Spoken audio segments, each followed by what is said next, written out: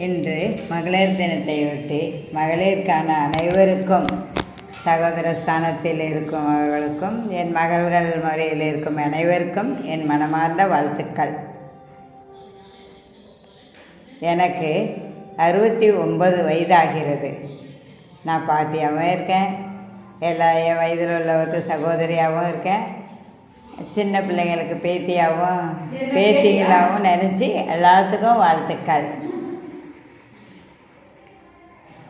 சிம்பிளாக சுருக்கமாக என்னுடைய கதையை சொல்கிறேன்.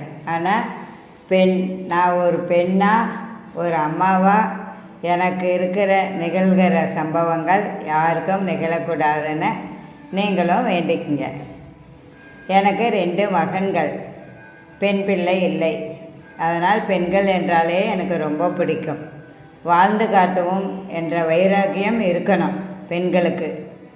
இதில் என் மூத்த மகன் இறந்து விட்டான்.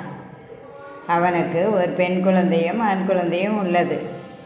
இருவருக்கும் திருமணமாகிவிட்டது. இளைய மகன் ஒருவன் இருக்கிறான். அவன் கல்யாண வயதில் யாரோ கடத்தி சென்று விட்டார்கள். நம் மகனை காணவில்லை என்று ஏங்கி தவிக்கும் ஒரு தாய்க்கு ஒரு நாள் ஒரு பெண்ணோடு கை குழந்தையுடன் என்னிடம் வந்து நின்றான்.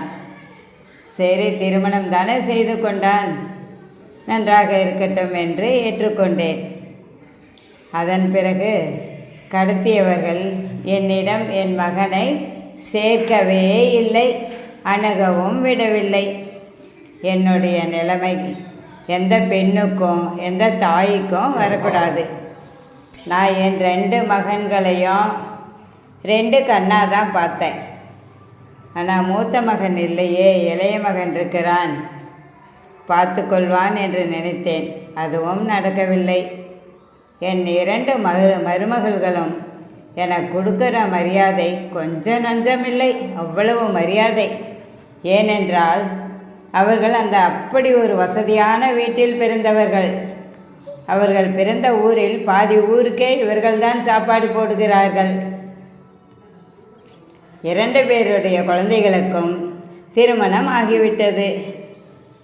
ஆனால் மருமகளுடைய மதிப்பும் மரியாதையும் என்னை மதிப்பதும் எனக்கு அளவு கடந்த வருத்தம்.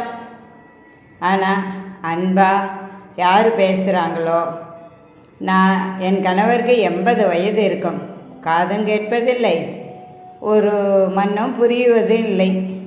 அவர் எழுத படிக்க தெரியாதவர்.